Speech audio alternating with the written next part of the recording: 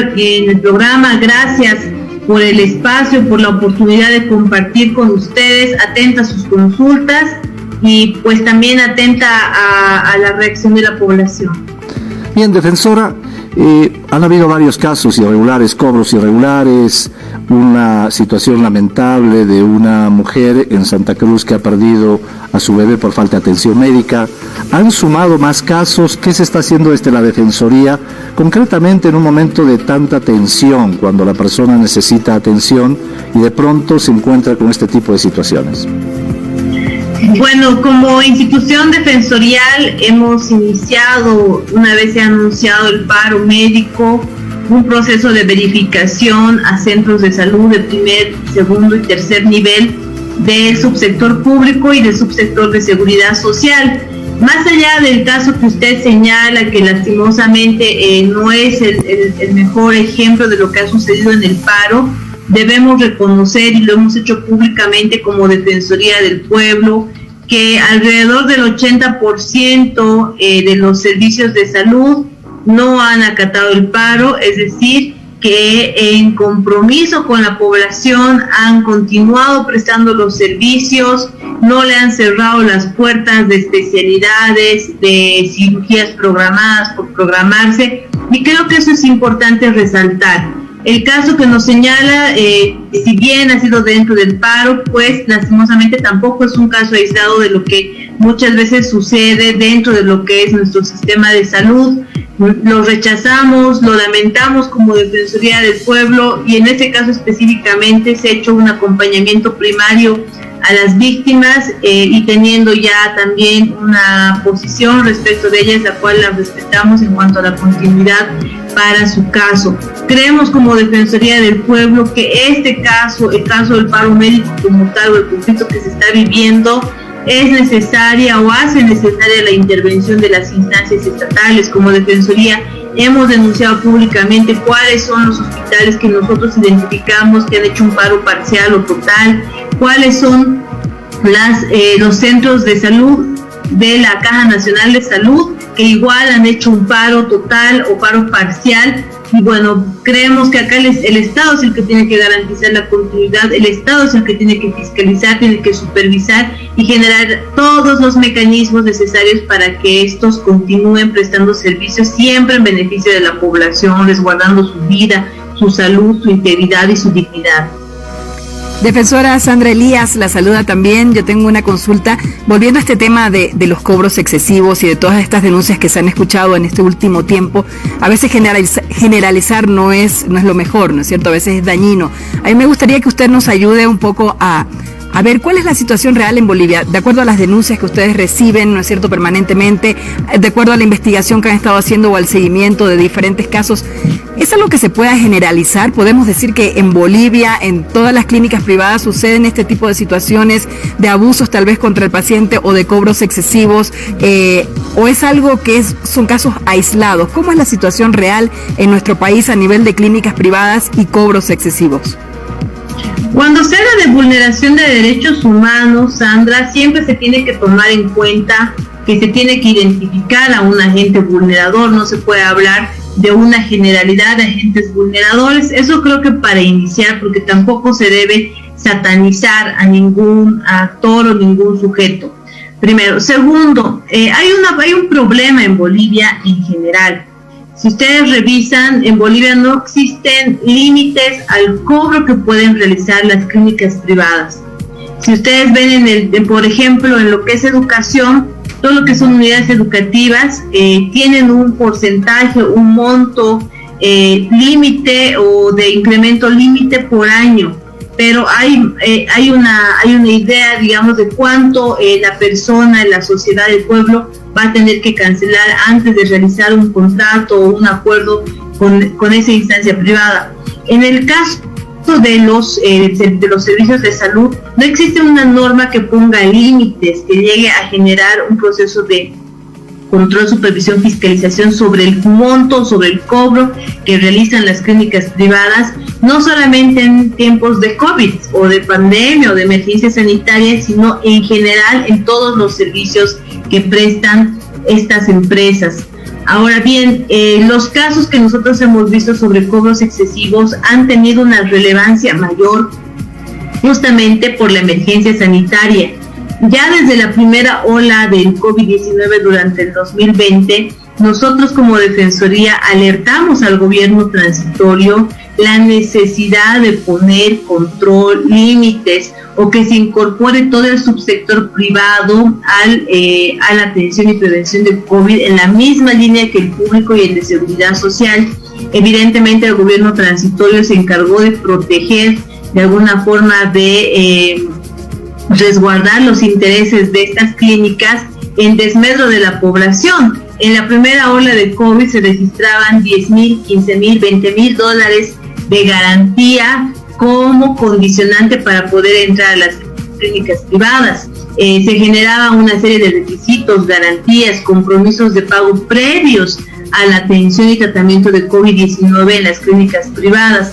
Los montos que se registraron eran extremadamente elevados. Lastimosamente, durante la segunda ola de COVID-19, esto no ha sufrido un cambio en cuanto al accionar de estas clínicas, pero sí debemos señalar que hay un cambio respecto al Estado, pues se emite la resolución ministerial 0043, que ya establece los límites o el porcentaje o rango en el que pueden subir los precios las clínicas privadas para la atención de COVID-19, y también señalan los precios que van a tener en mercado medicamentos específicos igual para la prevención y atención de COVID-19, y también resaltar la promulgación de la Ley de Emergencia Sanitaria, que establece la prohibición para que las clínicas tengan como requisito previo la cancelación de montos elevados o la cancelación de monto alguno como condicionante para acceder a los servicios. Creemos que ya el avance normativo ha sido importante. Todavía falta clarificar en una reglamentación cuál va a ser el procedimiento de denuncia, cuál va a ser la instancia técnica que revisará, cuáles serán los protocolos o los estándares que revisarán al momento de recibir una denuncia específica, pero definitivamente es un avance importantísimo que el Estado defina una suerte de protección normativa para la población en relación a estas instancias. Defensora, buenas noches. Alejandra Quiroga la saluda.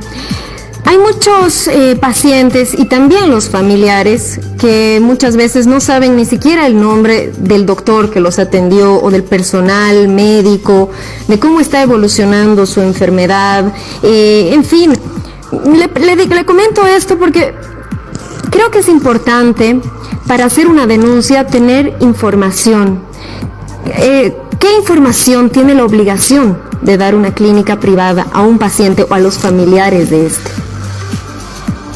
Bueno, en términos generales, los derechos de los pacientes en cuanto a acceso a la información sobre su diagnóstico, tratamiento, eso está regulado y es de forma genérica y es un derecho de los pacientes, es una obligación a la que se deben las clínicas o ya sean los hospitales en todo lo que es sector salud. Ahora bien, en el caso específico que nos atinge respecto al tema de cobros y demás, se había señalado que, por ejemplo, en las farmacias tenga que ser público el costo de los medicamentos. En el caso de las clínicas privadas, al menos debería publicarse el costo que va a tener en la clínica privada la atención de COVID, el tratamiento de COVID-19, evidentemente ajustado al margen que está dando la resolución 0043. Al menos eso. Ahora, no hay que perder de vista algo que es muy específico, muy característico en denuncias sobre vulneración al derecho a la salud. Cuando la persona está siendo vulnerada en sus derechos por falta de acceso, porque se le está maltratando, porque se le está haciendo cobros excesivos, no se debe perder de vista que tras de sí está en juego su vida. Es decir, la principal preocupación no es conseguir sanción, no es conseguir un buen trato, no. La principal preocupación de la persona es resguardar y seguir vivo o seguir viva, o que no se le corte el tratamiento, o que no se genere una suerte de represalia o amenaza por parte del operador de salud que vaya en desmedro de esa persona.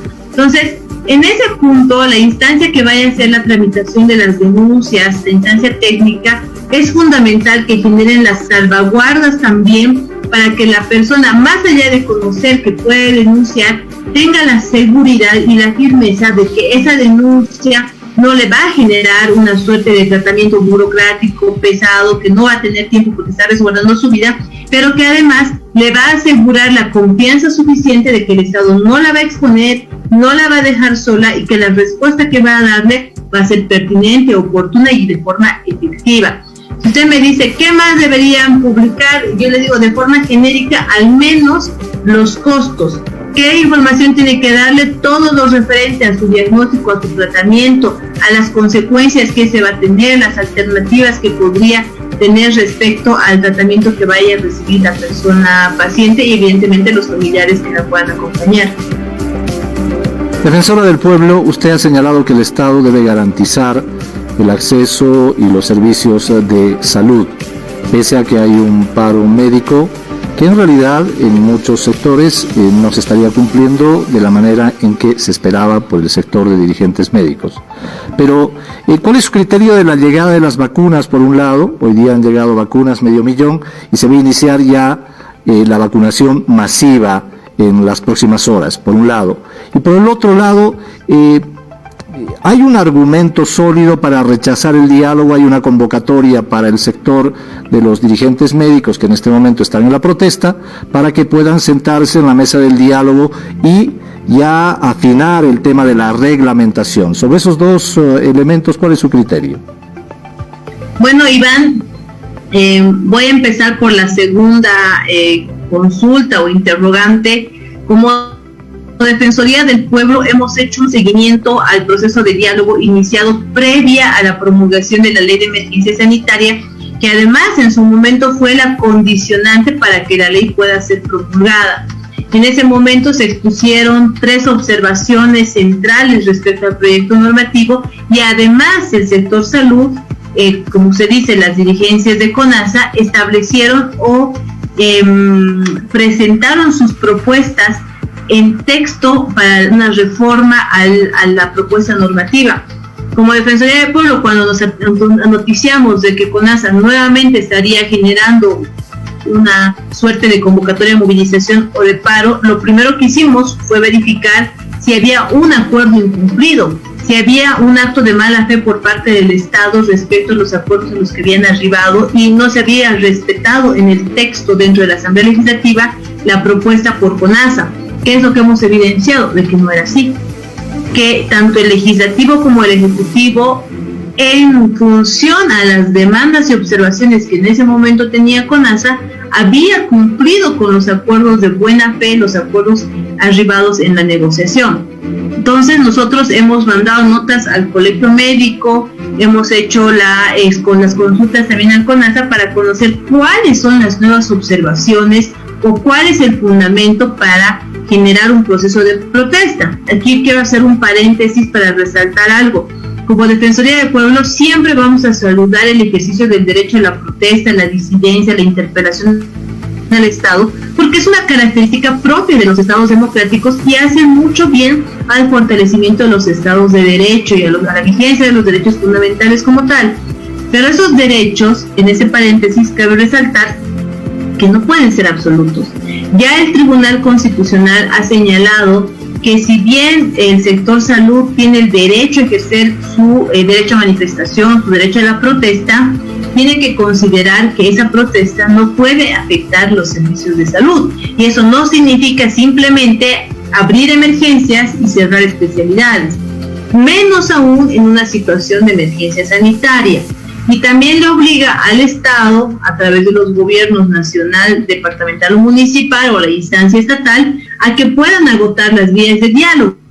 Pero en este momento, por lo menos nosotros como Defensoría del Pueblo no logramos identificar una demanda clara para ir a un proceso de diálogo como tal, y claro, nos convoca y nos llama a la observancia y la atención de que simplemente se haya señalado primero de forma genérica que se está demandando, se está observando la constitucionalidad de la ley de emergencia.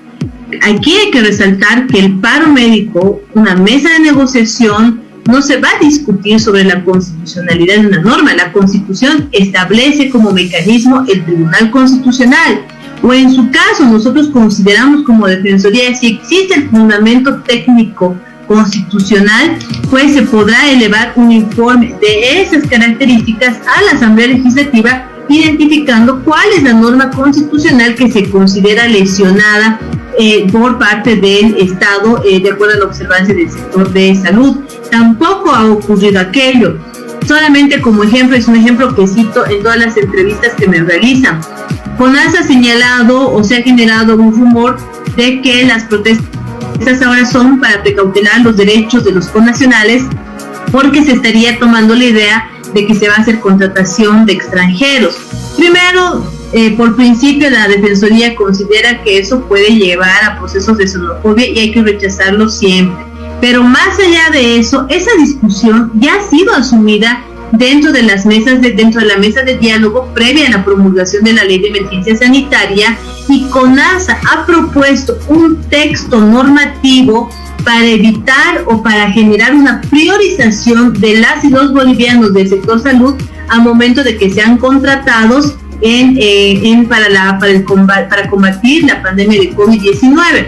Entonces, no entendemos en ese momento cuál va a ser la nueva propuesta normativa, o si existe una nueva, o si simplemente se está tratando de un tema de interpretación. Y si fuese un tema de interpretación, eso no se va a solucionar a través de una reforma de la Ley de Emergencia Sanitaria, sino a través de otros mecanismos, como usted bien dice, de la reglamentación. Pero la reglamentación tampoco puede esperar 30 días, 60 días, 100 días. La emergencia sanitaria está ocurriendo el día de hoy, y las instancias estatales y los sectores interesados tienen que comenzar con el proceso de reglamentación hoy. Solamente como ejemplo, nuevamente, se ha hecho la prohibición para que se ponga como requisito dar dinero a las clínicas privadas para atender COVID-19.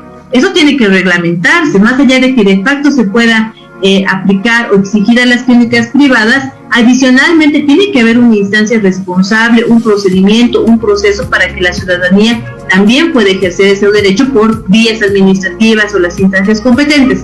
Entonces, consideramos como Defensoría del Pueblo que esta medida que ha asumido CONASA es desproporcional, pero saludamos que las y los trabajadores en salud de alrededor del 80% de centros del Sistema Nacional de Salud en Bolivia estén comprometidos con la población, y pese a las condiciones en las que están trabajando hayan asumido un compromiso por la vida, por la salud, por la dignidad, por la integridad del pueblo boliviano. Sobre el 20% restante habrá que pensar en procesos de socialización, en procesos donde se puede explicar al sector salud, pero también a la población, realmente los alcances de la Ley de Emergencia Sanitaria.